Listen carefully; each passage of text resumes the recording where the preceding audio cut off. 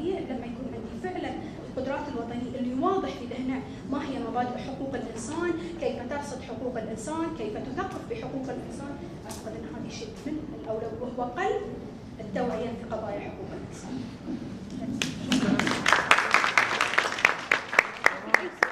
اذا في اي سؤال قصرتي. اذا في اي سؤال او اي اضافه او خلاص تبي تحدث البحرين؟ تونس.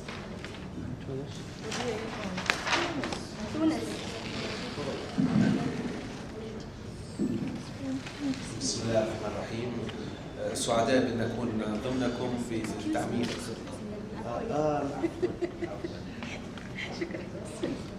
سعداء أن نكون من ضمنكم لتعميق المعلومات حول المنظومة الدولية أو لإجراء لو تبادل الخبرات المقارنة يعني بالنسبة للمؤسسات المتعلقة بحقوق الإنسان.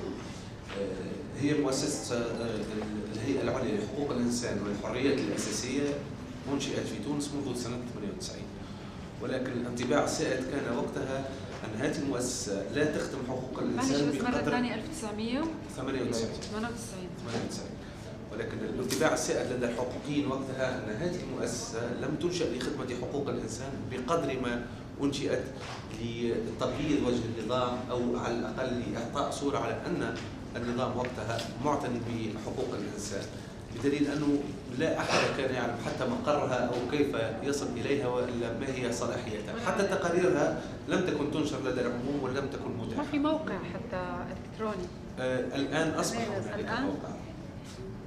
واليوم بعد التغيير في تونس هنالك توجه نحو إصلاح هذه المؤسسة ونحو إعطائها دور فاعل وأساسي في تطوير منظومة حقوق الإنسان والنهوض بواقع حقوق الإنسان.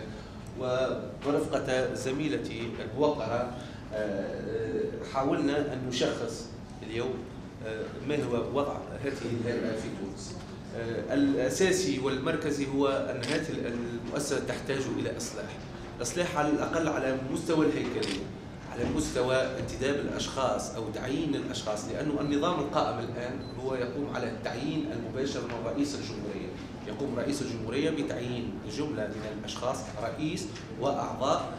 الأعضاء يكونون من نخب المجتمع المدني، يمثلون المجتمع المدني والشخصيات الوطنية وممثلين لبعض الوزارات. ممثلين بالطبع ممثلين الوزارات لا يشاركون في اتخاذ القرار أو في التصويت. والدور الأساسي لهذه المنظمة هي إصدار تقرير تنشره للعموم، وتقرير ثاني يرفع إلى رئاسة الجمهورية. هذه الوضعية تحتاج إلى الإصلاح الأساسي وهو يتمثل في تدعيم الاستقلالية. يجب أن نوازن بين الجهات التي يجب أن تعين الأشخاص الموجودين حتى نضمن نوع من التوازن داخلها ونوع من الاستقلال، حتى لا نجد أنفسنا في النهاية نحابي الجهة التي كلفتنا أو التي عينتنا فيها. والمسألة الثانية وهي تطوير أداء المؤسسة من خلال التدريب والتكوين. لابد أن يكون الأشخاص الموجودين داخل هذه المؤسسة داخل الهيئة على معرفة تامة بمنظومة حقوق الإنسان، سواء على الصعيد الدولي أو على الصعيد الوطني، ومقتنعين أو على الأقل ملمين بالنواقص على المستوى الوطني ومحاولة تطويرها ومعالجتها. المسألة الثالثة تتعلق بتعزيز العلاقات مع المنظمات ذات العلاقة بحقوق الإنسان، سواء على المستوى الوطني أو على المستوى الدولي، لوضع استراتيجيات واضحة وأهداف بعيدة نعمل على تحقيقها، تكون في إطار شراكة يعني مع هذه المنظمات. والمسألة الرابعة تتمثل في تسهيل الولوج إلى هذه المنظومة أو هذه الهيئة. لا بد أن يكون المواطن على دراية تامة بوجود هذه الهيئة وعلى الدور الذي تقوم به، وبالتالي تسهيل عملية الوصول إليها لتقديم الشكاوي أو على الأقل للاطلاع يعني الولوج إلى خدمات. المحور الثاني الذي يجب العمل عليه حسب اعتقادنا هو حماية حقوق الإنسان، وذلك بأساسا أن وضعية حقوق الإنسان في العالم العربي ترتبط أساسا بأماكن الاحتجاز من سجون ومراكز الأمن أساسا، باعتبار أنه هذه الأماكن هي الأماكن التي يقع فيها انتهاك حقوق الإنسان وإخضاع الناس إلى الاعترافات وإلى التعذيب. اليوم لابد من أن يكون لهذه الهيئة دور أساسي ومركزي في مراقبة هذه الأماكن. نحب نعطي إشارة بسيطة، لأنه اليوم بعد التغيير في تونس هنالك على المستوى العملي هنالك حقيقة جديدة تتمثل في إمكانية زيارة السجون، في حين أن القانون المنظم للهيئة لا يسمح إلا بزيارة يعني للرئيس وعضوين فقط، في حين أنه في الواقع اليوم بمجرد التقدم إلى وزارة العدل أو إدارة السجن من جمعية أهلية مدنية تطلب الدخول إلى السجن تمكن من ذلك، وبالتالي أصبح القانون متأخر أو متخلف عن الممارسة، ونحن نطالب بتطوير القانون حتى يتماشى في هذه النقطة. المسألة الثانية هي مراقبة المحاكمات وأداء القضاء، لأنه انتهاكات حقوق الإنسان تبدأ بمراكز الأمن ومراكز الاحتجاز، لكنها تنتهي في نهاية المطاف أمام القضاء الذي لا يطبق الإجراءات ولا يطبق القانون، وأحيانا أو في أغلب الأحيان يطبق أحكاما جاهزة. مسألة مراقبة أداء المنظومة القضائية ومراقبة مدى استقلاليتها هي مسألة مهمة ومركزية ويجب أن نعمل عليها.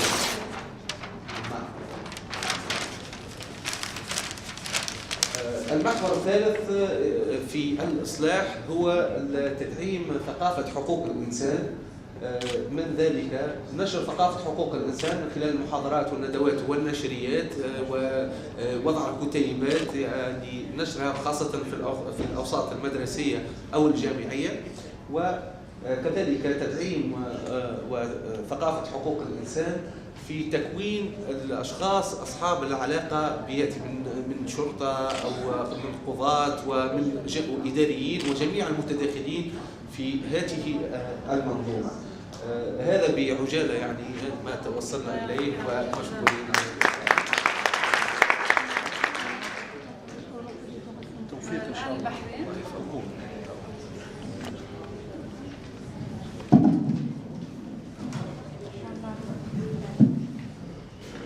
السلام عليكم.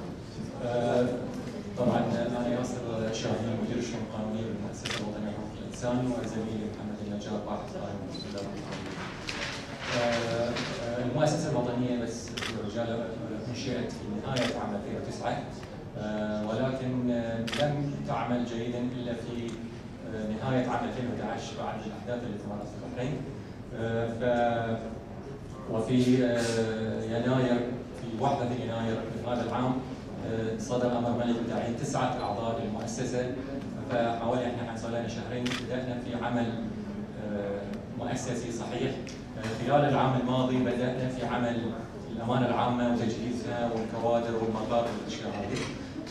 من الاولويات التي حاليا المؤسسه تنظر اليها النظر في موائمه الشرط الوطني مع الاتفاقيات الدوليه. طبعا البحرين انضمت الى 7 صكوك دوليه من 9 صكوك. وهناك عدد من التشريعات الوطنيه التي قد لا تتلائم مع بنود ونصوص الاتفاقيه، فنعمل حاليا على النظر في ذلك. ايضا هناك موضوع انضمام المملكه الى الاوكا اللي هي اللجنه الفرعيه للمناطق التعذيب. وقبل يمكن اسبوعين كان هناك وفد بحريني مكون من الحكومه ومن اعضاء المؤسسه الوطنيه توجهوا الى المملكه المتحده. عندهم هناك مفتشيه جلاله الملك للسجون، اعطوهم فكره شامله عن عمل هذه على اساس انه يمكن في النظره المستقبليه ان المؤسسه ستقوم باخذ دور الهيئه الوطنيه التي ستكون مشرفه على السجون والتفتيش. في عندنا موضوع التوصيات للمراجعه الدوليه الشامله، وكما ذكرت سابقا ان البحرين خرجت ب 176 توصيه. طبعا هذا الموضوع يحتاج عمل جماعي من ممثلي الحكومه ومنظمات المجتمع المدني والمؤسسه الوطنيه، وحاليا نعمل على هذا الموضوع. ايضا هناك موضوع تحفظات على بعض الاتفاقيات التي انضمت لها المملكه، وحاليا يتم العمل بجديه في موضوع سحب على اتفاقيه مناقضه التمييز ضد المراه السيداو. ممكن في موضوع مواكبه التشريعات الوطنيه مع الاتفاقيات الدوليه اهميتها كاولويه على صعيد المؤسسه، ان على سبيل المثال البحرين انضمت الى اتفاقيه التعذيب في 91، لكن تعريف التعذيب ما عدل في قانون العقوبات الا في 2012، يعني بعد 11 سنه. فهذه الفتره كانت يعني تتجلى اهميه ضروره هذه الموائمه بين التشريعات الوطنيه والاتفاقيات الدوليه. بالنسبه للموضوع الثاني، برامج عمل المؤسسه حاليا في يمكن عدد من البرامج، بس احنا حصرناها في هذه الاشياء. في عندنا موضوع عديم الجنسيه، وطبعا ياتي الموضوع عديم الجنسيه من مثل مجهول الاب او عدم اعتراف الاب بالنسب، او في عندنا مشكله ايضا عدم اعتراف الدوله بالابوه بسبب وجود بعض القوانين والتشريعات الوطنيه. طبعا عندنا موضوع سن الحدث، صدر قريبا قانون الطفل في سنه 2012 وحدد سن الحدث 16 سنه 18 سنه حسب اتفاقيه الطفل، ولكن التشريعات الوطنيه مثل قانون العقوبات وقانون الاحداث ما زال الطفل 16 سنه. في موضوع تلقي الشكاوي، طبعا احنا الحين نعمل على هذا الموضوع ونتلقى كثير من الشكاوي في هذه الايام. وصلنا حوالي يمكن من بدايه التاسيس الى الان حوالي يمكن 450 شكوى. في موضوع عوده المفصولين، طبعا هاي موضوع يمكن ظهر في موضوع احداث فبراير ومارس 2011، ولكن الحمد لله يعني خلصنا حوالي 95% شاركت المؤسسه في حل هذا الملف، وحاول باقي الاشياء يمكن خلال الايام والشهور القادمه سيتم حل الملف نهائيا. بالنسبه لتعزيز وتشجيع حقوق الانسان، طبعا المؤسسه تعمل حاليا على نشر ثقافه حقوق الانسان، وهذا ياتي في عمل ورش عمل ودورات تدريبيه ونشرات، وايضا نحن نراجع المناهج الدراسيه، وفي عندنا ماده اسمها المواطنه لجميع المراحل الدراسيه ال 12 سنه، فنعمل على مراجعتها وانها تتوافق مع الاتفاقيه الدوليه للمثل. نقطة بسيطة بس، انه فيما يتعلق بالمناهج الدراسية من السنة القادمة راح يكون منهج خاص بحقوق الانسان يدرس طلبة الجامعات، الزامي الى جميع التخصصات. شكرا. السعودية؟ لا السعودية أول مرة بنسمع صوتهم. يعني شو نوقف كلنا؟ إيه؟ طيب يلا السعودية. ولا كان تجيب عوضوا كلها بغياب السعودية. موجودين على الساحة. متواجدين دائما. ان شاء الله. بسم الله والصلاة والسلام على رسول الله.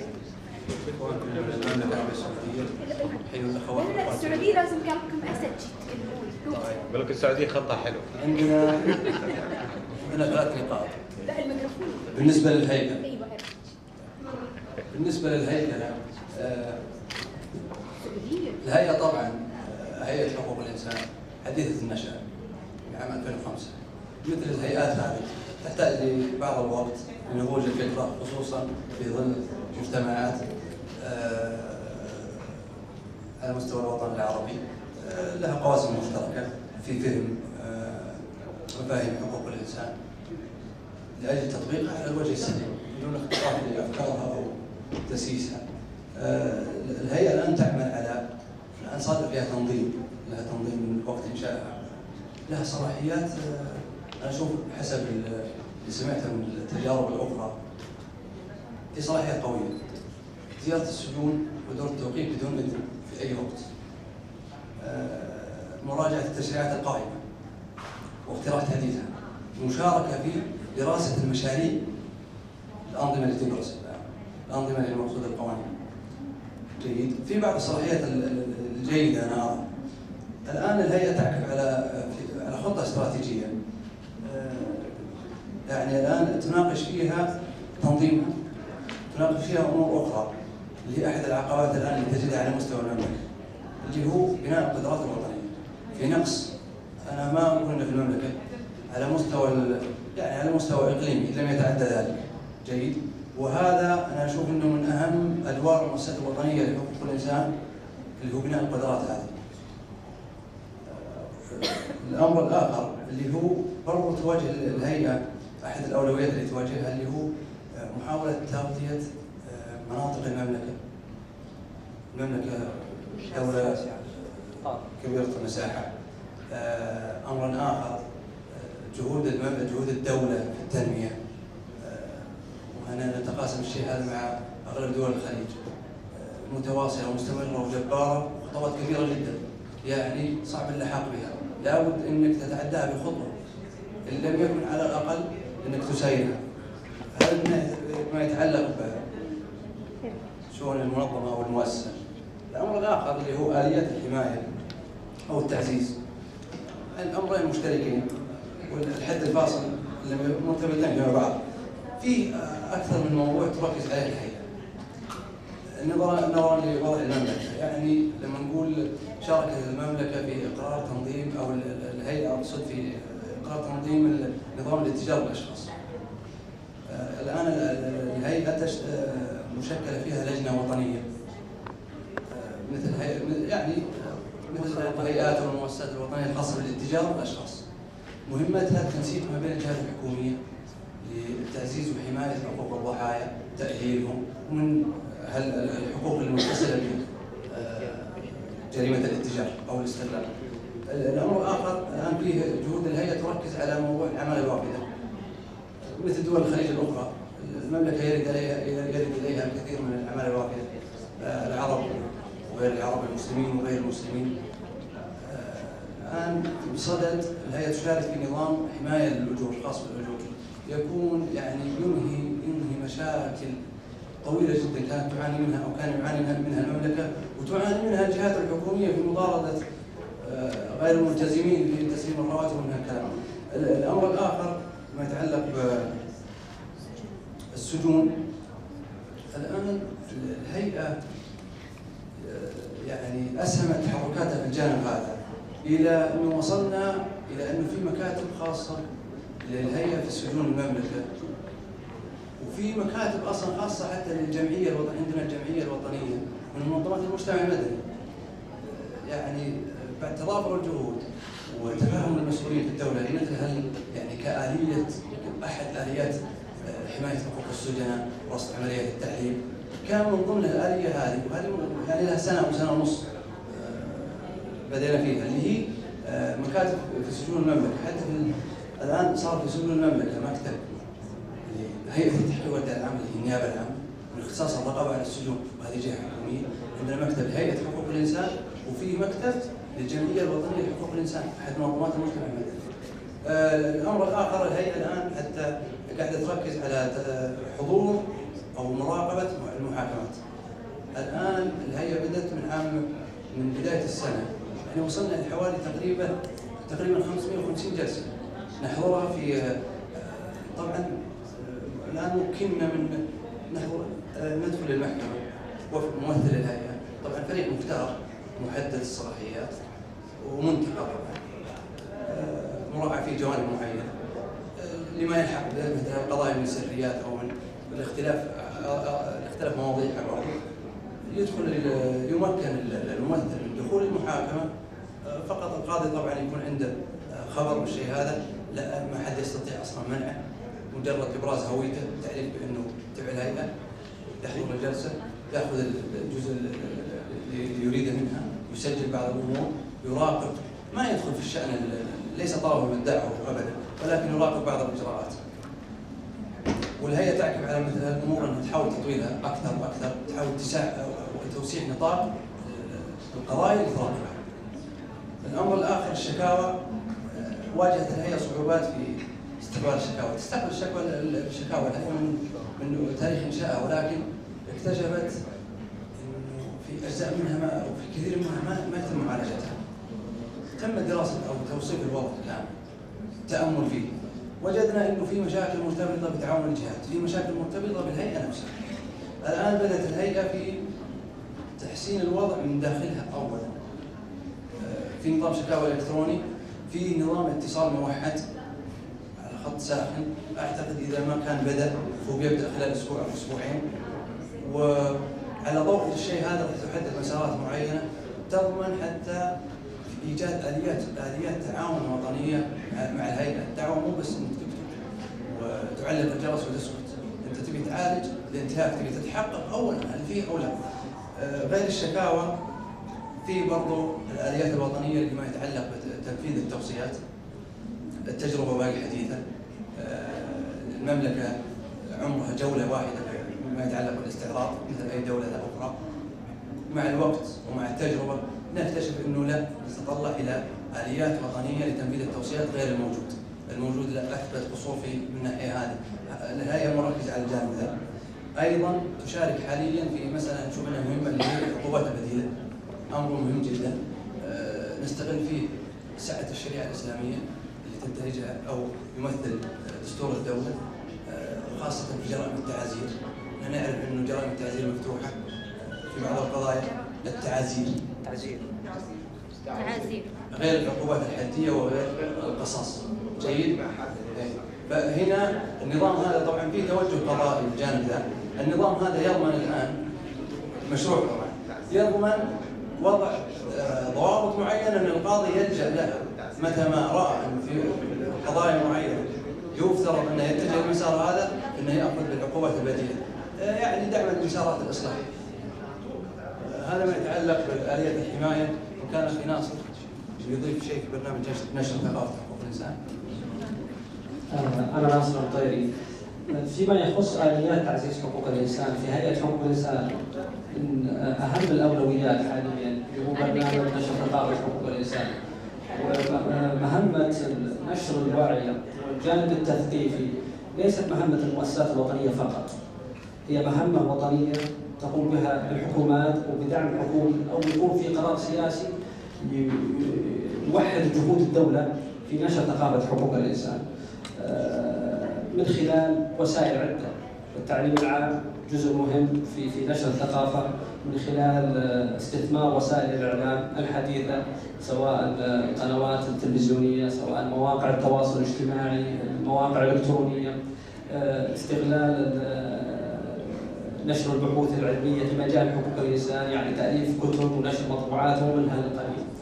في جانب آخر يعني يمثل عائق، كيف يمكن السيطرة على هذا العدد الكبير ويعملون في وظائف بسيطة وأوقات صعبة، يعني انك تبغى تعزز جانب الحماية لديهم من التعسف، من يعني استغلال ظروفهم، الاتجار بالبشر. فهذا جانب مهم. نحتاج إلى يعني خطة وطنية في وضع يعني منشورات ومضميات، ونتواصل كذلك مع سفاراتهم في لدى المملكة في انه يوزع عليهم مثلا بعض المضويات والمنشورات وبعض المواد الإعلامية التي تساهم في حمايتهم من كل تعسف أو استغلال من قبل أرباب العمل. هذا بشكل سريع، ما ودي أطيل. شكرا.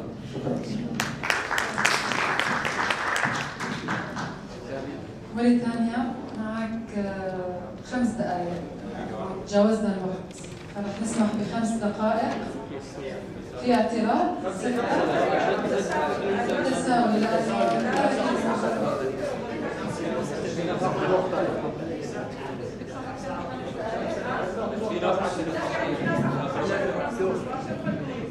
بس لأنه داركنا الوقت توقعنا يكون من البداية كان المفروض، لكن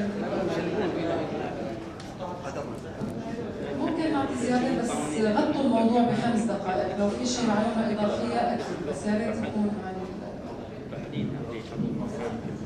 شكرا على الفرصة التي أتيحت لموريتانيا أخيرا ب5 دقائق. نحن اللجنة الوطنية لحقوق الإنسان في موريتانيا نعمل على تطوير المؤسسة من خلال قابلية مقر اللجنة الوطنية لحقوق الإنسان أن يعود مكان ولوجه لكل من يريد ذلك. مثلا اللجنة كان مقرها في حي راقي بعيد من ما هو متاح أن يشوف كل المواطنين، وبالتالي اخترنا اللجنة الوطنية لحقوق الإنسان تعود على مسافة متساوية من الكل، وهذا الحمد لله حققناه. المسألة الأخرى في اللجنة للشيعة هيكل إدارية متكاملة تستوشي جميع التخصصات. اللجنة هي مراسة لجنة غير داخل من لجان فرعية، فيها لجنة قانونية، رئيس اللجنة القانونية الأستاذ قانون من جامعة إقامة الجامعة وعندها أعضاء، وفيها لجنة مكلفة بقضايا حقوق الإنسان داخل اللجنة، وفيها لجنة مكلفة بالإعلام يترأس اللجنة صحفي هو اللي يمثل الصحافة، وفيها لجنة مكلفة بحقوق المرأة، فيها مناضلة حقوقية هي اللي تترأس اللجنة، وفيها لجنة مكلفة بالمصالحة والوساطة، وفيها لجنة مكلفة بحقوق الطفل، وفيها لجنة مكلفة بحقوق الأشخاص المعاقين. وهذه نختار نبدأ عليها رواية مهمة عندنا، والأشخاص المعاقين عندنا ممثلين في اللجنة.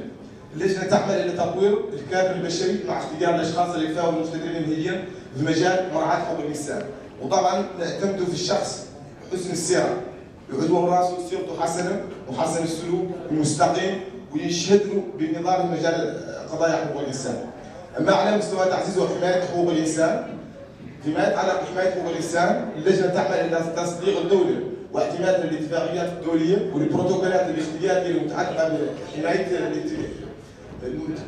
بحمايه حقوق الانسان، والعمل تعمل على موائمه القوانين الوضعيه مع الاتفاقيات الدوليه، والقوانين الوضعيه نحن نقول لها القوانين الوضعيه من اللي نحن اسلاميين اكثر، ودستورنا مستمد دستور من الشريعه الاسلاميه، وبالتالي يجوز القضاء الجالس اللي عندنا خريج محاضر. وطالبت اللجنه من تاسيسها سنه 2006 انها هذا القضاة انهم يكونوا مجال القانون الوضعي، وان عالم التكوين طالب من سنه 2010 من خلال المأموريه اللي منتهيه دركاتها ما بين 2010 و 2013 ان القضاة يكونوا يعرفوا الاتفاقيات الدوليه، ودار الاتفاقيات الدوليه كامله في الجريده الرسميه يكون في نوع من الموائمه ما بين القوانين الوطنيه والاتفاقيات الدوليه، ونحن نعرف ان الاتفاقيات الدوليه دوله صادقه عليها وافقت تصبح الاتفاقيه الدوليه اسمها القانون الوضعي. فيما يتعلق بوضع اللجنه وضعت خطه عمليه ورؤيه شامله تخص الحسبان مأموريه اللجنه عندها 3 سنوات قابله للتجديد مره واحده.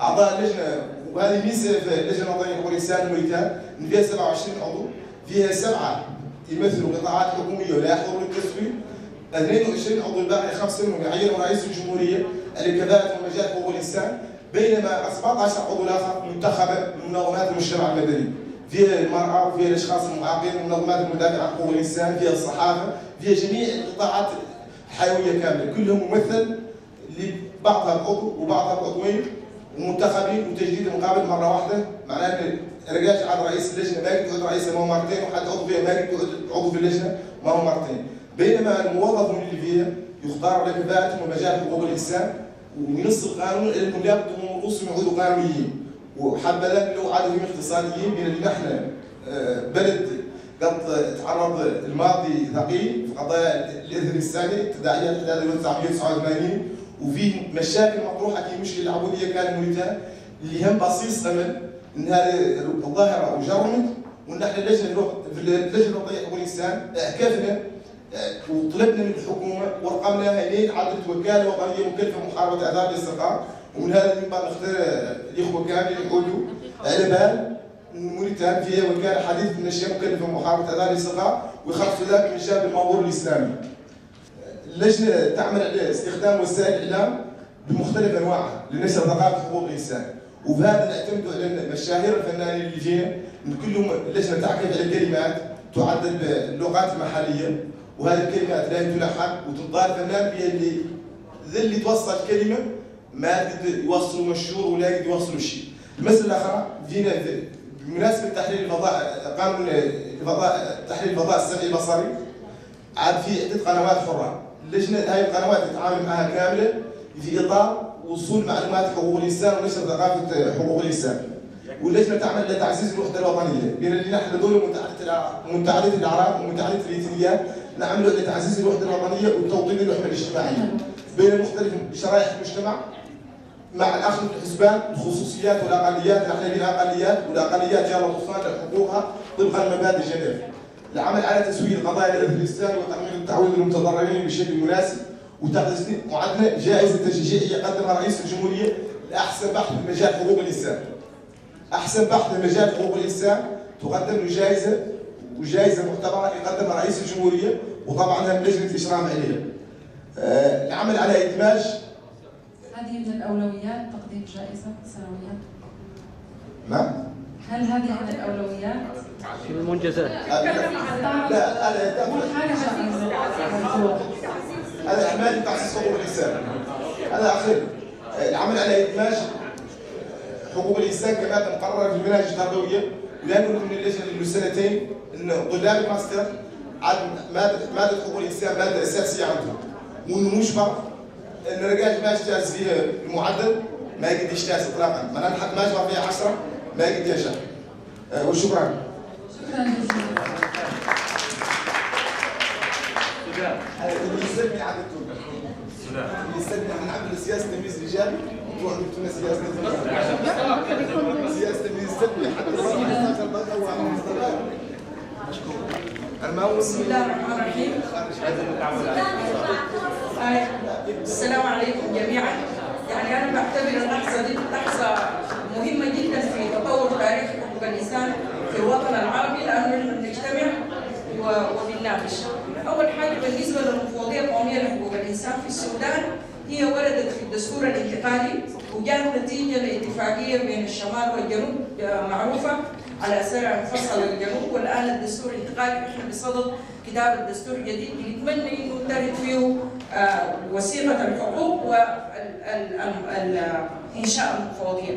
الاولويات بالنسبه لنا للمؤسسه الهيكل، يعني الهيكل ما اجيز به الان وبس في 13 مفوض واثنين رئيس المفوضيه ونائب الرئيس هم اللي بيعملوا، لم يجاز الهيكل.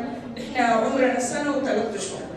يعني في التدريب ايضا زينا وزي كل المفوضيات الثانيه او المؤسسات بنحتاج الى تدريب، وده بيلقي عبء على الشبكه العربيه على اساس انه توحد اولويات التدريب بعد الورشه.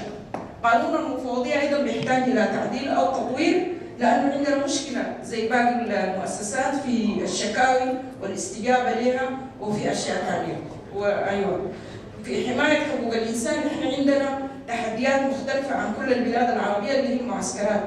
ولما نزل يقول المعسكرات في السودان فيها 2 مليون وشويه، يعني عدد سكان بعض البلاد العربيه، وده لهم 10 سنوات في معسكرات اللاجئين والنازحين في وضع انساني سيء جدا، منتهك كل حقوقهم الاجتماعيه والاقتصاديه والسياسيه، خارج نطاقهم الثقافي، خارج سبل كسب العيش اللي اعتادوا عليه، بالتالي بيمثل اولويه بالنسبه لنا. وده جدل على مستوى الانتليجنسيا في الخرطوم، يعني احنا في الوطن العربي ما قاعدين نشوف القرى والريف والاشياء القاعده العريضه يعني. فاغلبوا 4 ولا 5 مراكز. انتوا عندكم مبدا بيقول انه حقوق الانسان لا تتجزا، واحنا بنقول حقوق الانسان لا تتجزا، لكن لا بد من احترام اولويات الاغلبيه والقاعده العريضه للناس المنتهكه حقوقهم. عندنا برضه السجون فيها مشكله كبيره جدا، لانه احنا تحولنا لنظام فيدرالي، ده اصول تشريعي على مستوى السجون، تحولنا لنظام فيدرالي في سجون مركزيه. في عندنا انا زرت سجن في الفاشل هو سجن مركزي، لكم ان تتصوروا فيه 38 طفل بجريمه قتل، ما هي اصلاحيه يعني قاعدين في امهات سجينات مع اطفالهم في قصور تشريعي انه الاطفال دي وضعهم شنو. في اكثر من 25 واحد يعني فاقد العقل موجود في السجن لخطورته بدون علاج بدون يقدموا له اي شيء. ففي مآسي كبيره جدا في السجون، ومدراء السجون يعني اقول لكم بصراحه متجاوبين، بالذات السجن الفاشل اللي شفناه. لكن احنا عندنا يعني عشان كده انا حريصه على انه التجربه بتاعت الاردن تعمم على باقي السجون ويدربوا الناس، لانه في الاردن في تطور في مجال القانون الجنائي، في السجون عندهم تجربه حلوه، فاتمنى برضه الشبكه العربيه تراعي القصه دي في اولويات.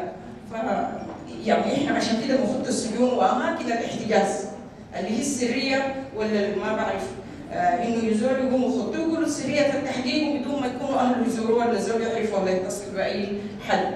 عندنا الاتجار بالبشر يمكن اكثر منطقه الناس بيحتفوا بمنطقه المغرب العربي على اساس انه في البحر المتوسط. احنا قبل الانفصال الجنوب مجاورين ل9 دول افريقيه كلها معبر، السودان اصلا معبر. الان بعد الانفصال عندنا حدود مع 7 دول، الصومال واريتريا والحبشه. ما تتخيلوا كميه الاتجار بالبشر الموجوده في السودان على اساس انها معبر بالبحر الاحمر او بغيره، ودي مأساة كبيرة جدا. الوقت يمكن ما يصير في دقيقة واحدة. اوكي. مهم شيء تعزيز حقوق الانسان.